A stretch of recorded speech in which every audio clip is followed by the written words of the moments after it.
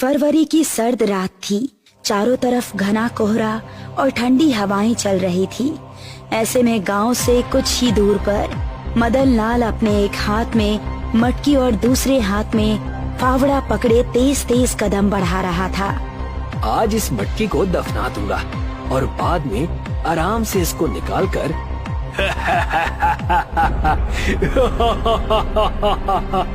उसकी बात बीच में ही अधूरी रह गई जब उसको 3 लोगों के एक साथ हंसने की आवाज सुनाई दी। हे भगवान! उसे जंगल में एक जगह दिखाई दिया जहाँ काफी कम पेड़ थे। उसने वहाँ फावड़े से एक गड्ढा खोदा, फिर उस मटकी को उसके अंदर रख दिया। बाद में उसने जैसे ही उस पर मिट्टी डालने के लिए फावड़ा चलाना चाहा, तभी उसने ऊपर देखा तो 3 आत्माएं, जिसमें एक आदमी, एक औरत और तीसरा एक 14 साल का बच्चा था। हम तुझे ऐसा नहीं करने देंगे, तुझे इस मटकी के साथ ही दफना देंगे। उसका पैर अचानक से मुड़ गया और वो भी उसी गड्ढे में गिर गया। फिर तेज तूफानी हवाएं चलने लगी और उन हवाओं से सारी मिट्टी अपने आप गड्ढे के अंदर गिरने लगी और गड्ढा पूरी तरह से बंद हो गया। 40 दिन बाद परेश अपने 3 दोस्त अंगद, रमेश और मोहन के साथ घर के बाहर बैठा हुआ था। बता मोहन, क्या सोचा है तूने? सोचने वाली कौन सी बात है? अगर ऐसा हो सकता है तो ठीक है, कोशिश करके देख लेते हैं। ये हुई ना बात, तुम लोग कल रात को ठीक 11 बजे गांव की सरहद के पास वाले जंगल में मेरे पास आ जाना। ये तय करके वो सभी अपने अपने घरों को चले गए। अगली रात मोहन, रमेश और अंगद तीनों हाथ में फावड़ा लिए परेश की बताई जगह पर पहुँचे।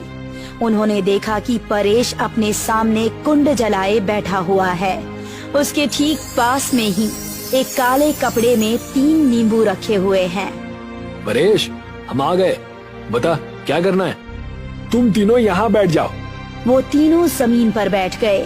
फिर परेश ने तीनों के हाथों में एक एक नींबू रख दिए और वापस अपनी जगह पर बैठ आंखें बंद करके कोई मंत्र जाप करने लगा।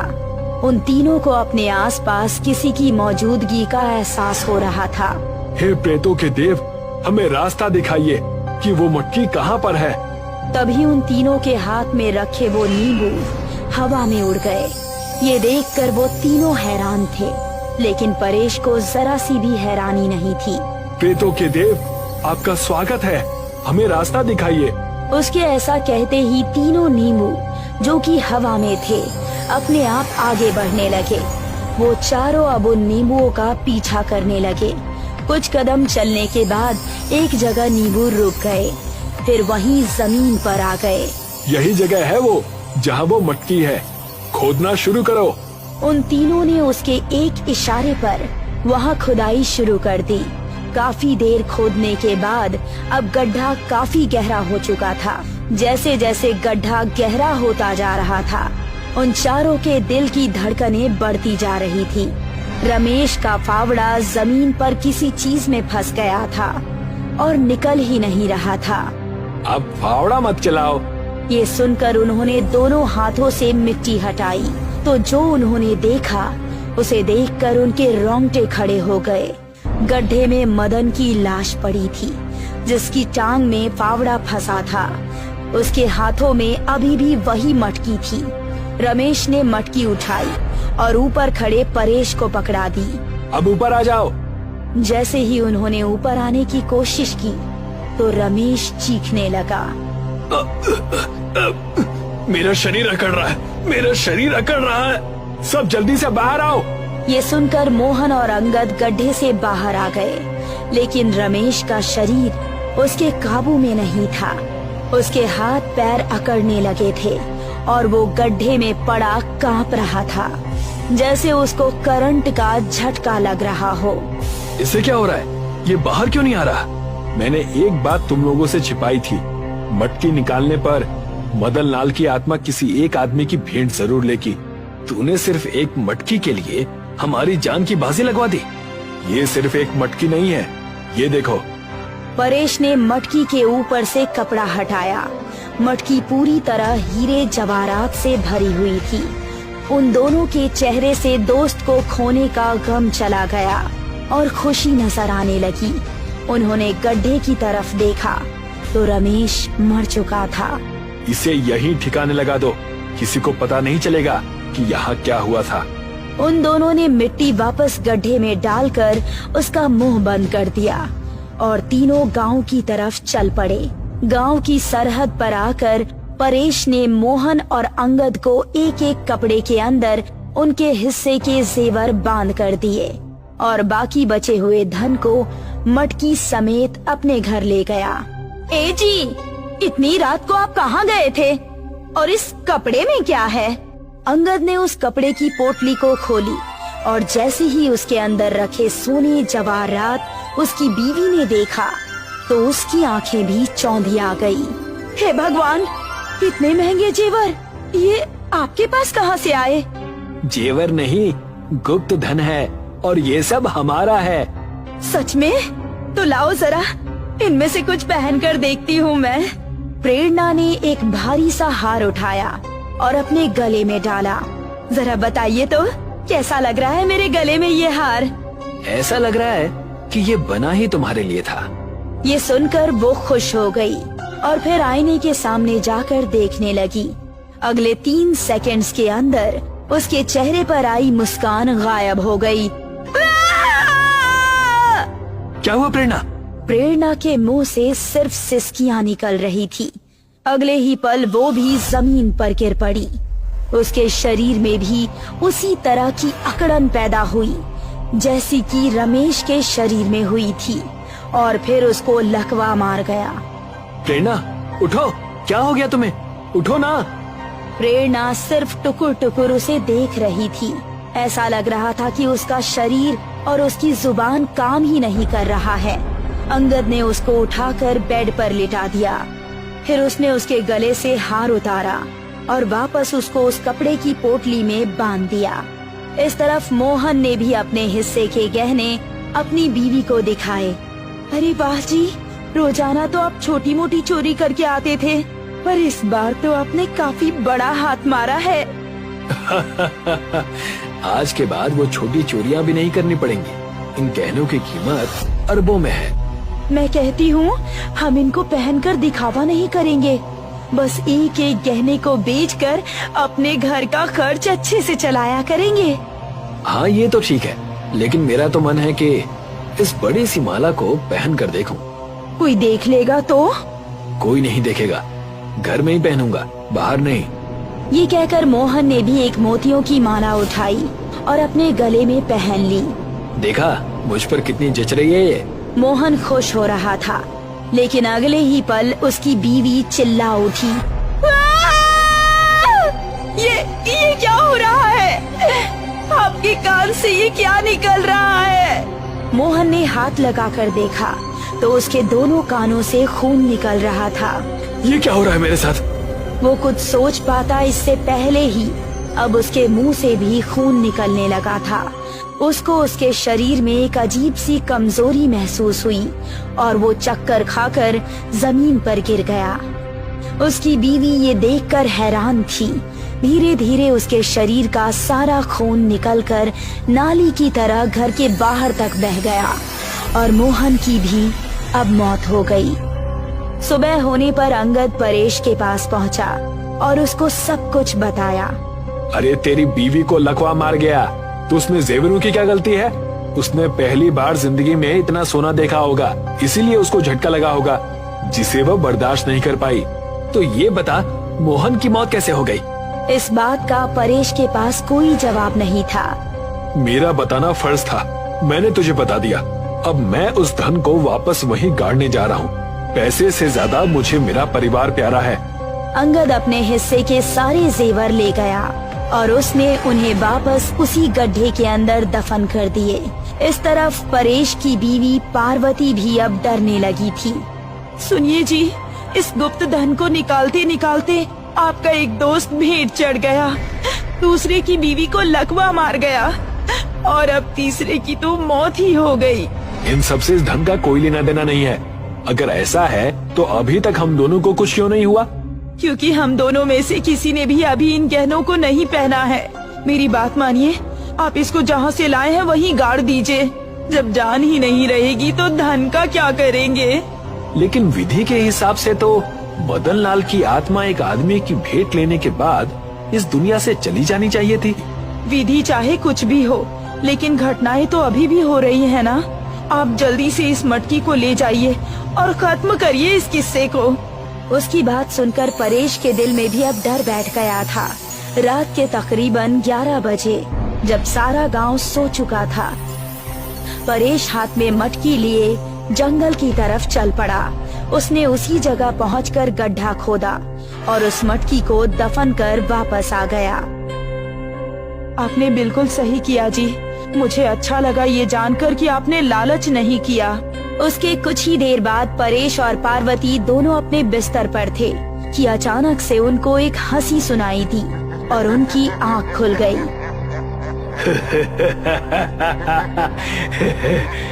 कौन है? दोनों चौंकते हुए बिस्तर से उठे। उन्होंने देखा कि सामने रमेश की आत्मा खड़ी थी। रमेश, तुम यहाँ? हाँ, मैं यहाँ। मदन लाल को तो मेरी भेंट लेकर मुक्ति मिल गई थी। उसके बाद उस गुप्त धन का रखवाला अब मैं हूँ। इसका मतलब है कि मोहन को तुमने ही मारा था? हाँ, और अब तेरी बारी है। लेकिन इन्होंने तो उस गुप्त धन को वापस वहीं पहुंचा दिया है। फिर तुम इनको क्यों मारने आए हो? वो तो ये खुद बता देगा। ये सुनकर अब पार्वती परेश की तरफ सवालिया नजरों से देखने लगी। उसने देखा कि उसकी कलाई में सोने का एक मोटा सा कड़ा चमचमा रहा था। ये आपने क्या किया जी? इस एक कड़े के लालच में देखिए आपने हमारी जान खतरे में डाल दी। मुझे लगा था कि एक कड़े को ले भी लूंगा तो किसी को क्या पता चल रहा है। अब तेरा वक्त खत्म हुआ। ऐसा कहकर रमेश की आत्मा बिजली की रफ्तार से परेश के करीब से गुजरी और परेश के 2 टुकड़े होकर जमीन पर ढेर हो गए।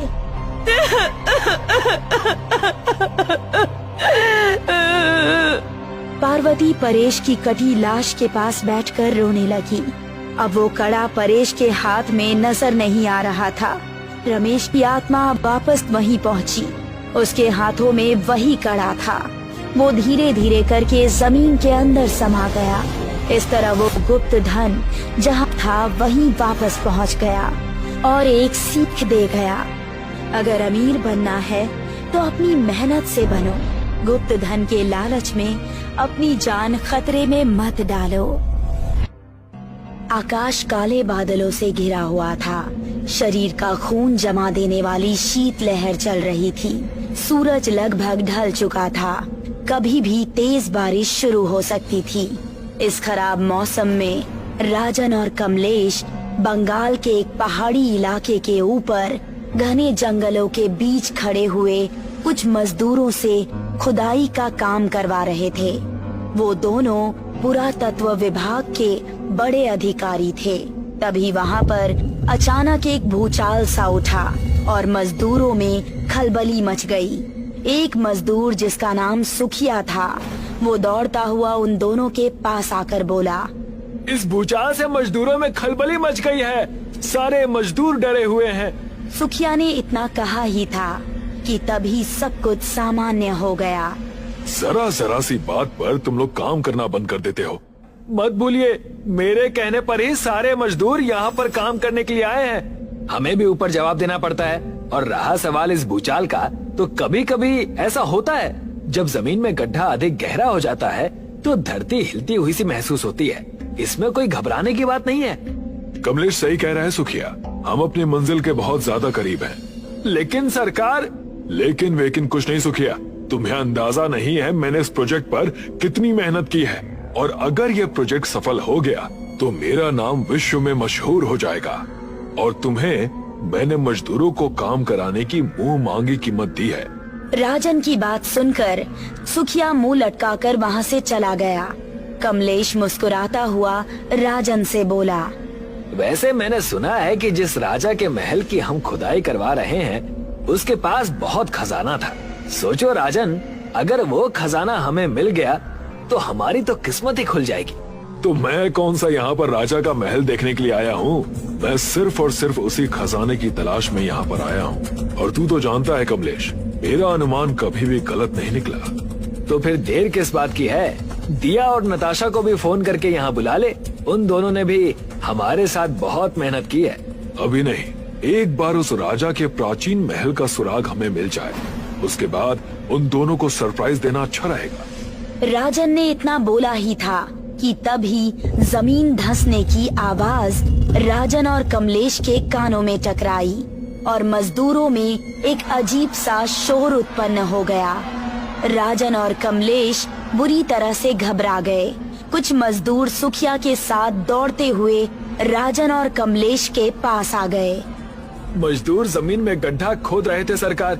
अचानक जमीन धंस गई और एक मजदूर लालटेन सहित उसके अंदर गिर गया और उसने हमें बताया कि जमीन के नीचे एक महल है। सुखिया की बात सुनकर राजन और कमलेश के होठों पर विजयी मुस्कान आ गई। राजन ने तुरंत अपनी कामयाबी की खुशखबरी दी और नताशा को फोन पर सुना दिया। दिया और नताशा वहाँ से थोड़ी ही दूर एक होटल में रुकी हुई थी। राजन के मुंह से खुशखबरी सुनकर वो दोनों अपनी कार से तुरंत वहाँ पर पहुँच गई और चारों महल के अंदर उतरने की तैयारी करने लगे कि तभी जमीन के नीचे उस महल में गिरे हुए उस मजदूर के चीखने की आवाज सन्नाटे को चीर गई। चीख सुनकर सुखिया सहित सारे मजदूर घबरा गए। यहाँ से सब लोग चलो, उस मजदूर ने जरूर राजा के शापित खजाने को हाथ लगाया होगा। वो खजाना जोखों की रक्षा में है, सब मारे जाएंगे। ये क्या बोल रहे हो तुम? हमारी बंगाली लोक कथाओं में जोखो भूत का वर्णन है जो खजाने की रक्षा के लिए लगाया जाता है, और जिस खजाने की रक्षा जोखो करता है वो खजाना शापित हो जाता है। ये सब दंत कथाएं हैं, मैं इन बातों पर विश्वास नहीं करती। अगर तुम सबको डर लग रहा है तो नीचे हम चारों ही जाएंगे। उन मजदूरों के लाख मना करने के बावजूद भी राजन, कमलेश, दिया और नताशा टॉर्च पकड़कर रस्सी के सहारे नीचे चले गए। उन चारों ने टॉर्च की रोशनी में देखा वो महल बहुत खूबसूरत बना हुआ था। वो चारों महल के अंदर घूमने लगे और चारों ने महल के अंदर धूल का एक कण भी नहीं पाया। और ये सब देखकर वो चारों बहुत बुरी तरह से हैरान हो गए। वो मजदूर हमें दिखाई नहीं दे रहा जिसके चीखने की आवाज हम सबको सुनाई दे रही थी। हमें उस मजदूर से क्या, खजाना मिलते ही हम उन मजदूरों को स्वयं भगा देंगे और सारा खजाना लेकर इस देश से रफू चक्कर हो जाएंगे। राजन और उसके दोस्त बड़ी गहनता से उस महल की छानबीन करने लगे। तभी उन चारों की नजर महल के एक बहुत बड़े दरवाजे पर पड़ी जिसका ताला टूटा हुआ था। टूटा हुआ ताला देखकर ऐसा महसूस होता था मानो कि उसे अभी हाल ही में तोड़ा गया हो। राजन और उसके दोस्त दरवाजा खोलकर अंदर घुस गए। अंदर अंधेरा छाया हुआ था। उन चारों ने अपनी टॉर्च की रोशनी जैसी ही उस कमरे के अंदर मारी तो उनकी आंखें फटी की फटी रह गई। उन चारों के सामने सोने के सिक्कों का ढेर लगा हुआ था। उस कमरे में मौजूद हर वस्तु सोने, चांदी और हीरे की बनी हुई थी और वो सोना हर तरफ बिखरा पड़ा था। हम सब अमीर हो गए दोस्तों। हमारी आने वाली कई पीढ़ियों को भी अब काम करने की कोई जरूरत नहीं पड़ेगी। वो देखो, किसी की लाश पड़ी हुई है। कमलेश ने जैसे ही टॉर्च की रोशनी में देखा तो उसके शरीर में डर की एक लहर दौड़ गई। सामने उसी मजदूर की लाश पड़ी हुई थी जिसकी आंखें गायब थी। ये तो उसी मजदूर की लाश है जो नीचे गिरा था। इसे किसने मारा? तभी उन चारों के कानों में किसी के गुर्राने का स्वर टकराया। वो स्वर इतना भयानक था कि उन चारों के दहशत से रोंगटे खड़े हो गए। अचानक राजन, कमलेश और दिया की टॉर्च ने काम करना बंद कर दिया। देखते ही देखते उस कमरे में अजीब सी गंध फैल गई और वहाँ एक धुआं सा उठने लगा। वो चारों जोर जोर से खांसने लगे। कुछ ही देर में वो काला धुआं एक भयानक चेहरे में बदल गया। ये क्या बोला है? लगता है वो मजदूर सही बोल रहे थे। राजन ने इतना बोला ही था कि तभी बिजली की रफ्तार से उस भयानक चेहरे वाले ने अपने नाखून राजन की आंखों में गाड़ दिए और उसकी आंखें बाहर निकाल ली। राजन एक जोरदार चीख के साथ मृत होकर गिर पड़ा। अपनी जान बचाकर भागो। तभी कमलेश का शरीर हवा में उड़ गया और वो उस कमरे में तेजी से चक्कर लगाने लगा। कुछ ही सेकंड्स में कमलेश का सिर दीवार से टकरा गया। दिया और नताशा बुरी तरह से चीखने लगी। तभी नताशा और दिया के कानों में सुखिया की आवाज टकराई। जल्दी से ऊपर आ जाइए, वरना जोखों से कोई नहीं बच सकता। सुखिया की आवाज सुनकर नताशा बहुत तेजी से उस कमरे से बाहर निकल गई, मगर दिया उस कमरे से बाहर नहीं निकल सकी। दिया ने अपने कदम बढ़ाए ही थे कि तभी वो मृत मजदूर उठकर खड़ा हो गया और उसने दिया का गला कसकर पकड़ लिया। उसका भयानक चेहरा देखकर दिया बुरी तरह से चीखने लगी, मगर उस मृत मजदूर की पकड़ इतनी मजबूत थी कि उसने कुछ ही देर में दिया का धड़ और उसकी गर्दन दोनों अलग कर दिया। दिया की एक दर्दनाक चीख उस महल में गूंज गई। दिया सीढ़ियों तक पहुंची ही थी कि तभी एक भयानक भूचाल वहां पर उत्पन्न हो गया और ऊपर जाने का रास्ता बंद हो गया। नताशा का शरीर मिट्टी के मलबे में दब गया। यहाँ से भागो, लगता है नीचे का रास्ता बंद हो गया है, वो सब मारे गए। सुखिया की बात सुनकर सारे मजदूर उस जगह से तेजी से भागने लगे और कुछ ही क्षणों में वो जगह बिल्कुल समतल हो गई। वो जगह देखकर ऐसा मालूम पड़ रहा था कि मानो वहाँ पर खुदाई कभी हुई ही ना हो। सभी मजदूरों की आंखें डर से फटी की फटी रह गई। तभी वो बूढ़ा मजदूर फिर से बोला, मना किया था मैंने उन सबको, मगर वो सब शहर के थे, नहीं माने। उन सब ने अपनी मौत को स्वयं चुना था। अगर तुम सबको अपनी जान प्यारी है तो अभी और इसी वक्त जोखों के इलाके को छोड़ दो, वरना तुम सब भी मारे जाओगे। उस बूढ़े मजदूर की बात सुनकर सभी मजदूर वहाँ से चले गए।